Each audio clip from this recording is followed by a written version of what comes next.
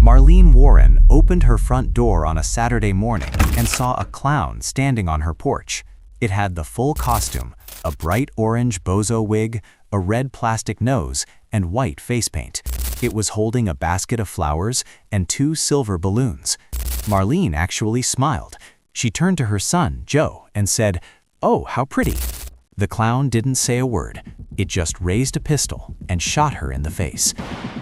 This is the infamous case of the Marlene Warren murder. This happened at 8 a.m. in a quiet neighborhood in Wellington, Florida. Marlene was sitting at the kitchen table finishing breakfast with Joe and his friends when she saw a white Chrysler LeBaron pull into the driveway. She walked to the door expecting a delivery, maybe a late birthday surprise. One of the balloons even said, "You're the greatest." It looked harmless. But the moment the shot fired, the atmosphere changed instantly. Marlene fell to the floor. The clown didn't panic. It didn't scream. It didn't run. Witnesses say the clown turned around and walked calmly back to the white convertible. It moved with a terrifying lack of urgency. It got into the car, checked the mirrors, and drove away into the Saturday morning traffic. Joe was in shock. He had just watched his mother be murdered by a cartoon character. He grabbed a set of car keys and tried to chase the LeBaron, but by the time he got to the main road, the car had vanished. That composure is what haunted the detectives first on the scene. This wasn't a robbery gone wrong. Nothing was stolen. The house wasn't ransacked. The killer walked up, delivered a single fatal shot, and left. It was an execution. When the police arrived, they naturally looked at the family first. Marlene's husband, Mike Warren, wasn't home. He was on his way to a racetrack in Miami with some friends. But as detectives started digging into the marriage, the picture got ugly fast. Marlene and Mike were wealthy. They owned rental properties, a shipping business, and a used car lot. On the surface, they were successful, but behind closed doors, the marriage was falling apart. Marlene had been telling her family for months that she was scared. She suspected her husband was having an affair and wanted to leave him. But the car lot and other properties were in her name, and she feared what might happen if she did. There were millions of dollars in assets at stake. She told her mother explicitly, "If anything happens to me, Mike did it." It wasn't just paranoia. Mike's behavior after the murder was strange. He didn't seem devastated. Friends and family noted that he seemed detached. And then there was the mistress. Mike had been having a long-term affair with a woman named Sheila Keene. She worked for Mike repossessing cars for his dealership. She was tough, she was aggressive, and she was totally devoted to Mike. This is where the story starts to feel like a true urban legend. As police canvassed the area, they realized the clown hadn't just appeared out of nowhere. There had been sightings.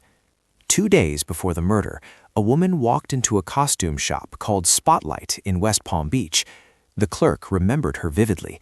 She bought a full clown suit, an orange wig, a red nose, and a makeup kit.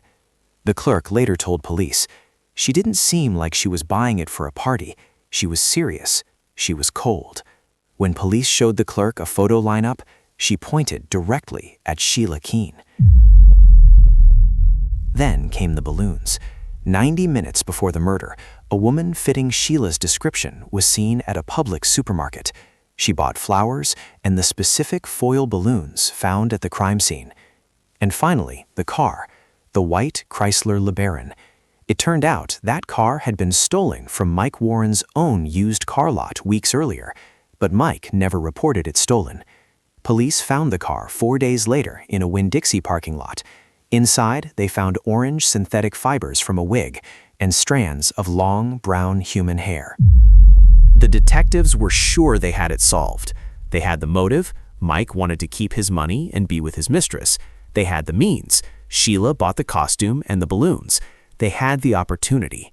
But in 1990, the legal system needed more than circumstantial evidence.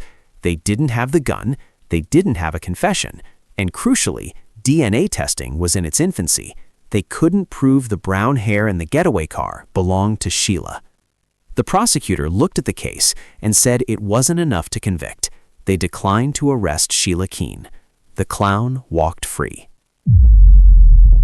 The aftermath was almost insulting to Marlene's memory. Marlene's family waited for justice that never came. Meanwhile, Mike and Sheila moved on and stayed together. Eventually, they left Florida entirely. They moved to Tennessee and opened a drive-through burger restaurant called the Purple Cow. In 2002, 12 years after the murder, they got married in Las Vegas. For 27 years, they lived a completely normal life. They were business owners. They were neighbors. They posted photos on social media of themselves smiling at parties. Think about the psychology of that. Every single day, Sheila Keene Warren woke up, brushed her teeth, went to work, and served burgers to customers. She looked people in the eye, knowing that she had put on a mask, walked up a driveway, and murdered a mother in front of her son. She likely thought she had gotten away with the perfect crime. The case was cold. The files were gathering dust in a basement. The world had moved on. But technology was catching up. In 2014, the Palm Beach County Sheriff's Office received a grant to work on unsolved cold cases. They pulled the Marlene Warren file. They saw the hair samples found in the getaway car, evidence that had been useless in 1990. This time, they had advanced mitochondrial DNA testing. They ran the brown hair against Sheila's DNA. And it was a match. In September 2017, police drove to that quiet town in Tennessee. Sheila was driving her car, just going about her day, when they pulled her over. She didn't confess or break down. She maintained her innocence just as coolly as the clown had walked away from the crime scene. But the science didn't lie. In 2023, Sheila finally pled guilty to second-degree murder in a plea deal. The phantom clown wasn't a supernatural monster or a random psychopath. It was just a jealous woman who wanted another woman's life. Marlene opened her door that Saturday, expecting a surprise, and she got one.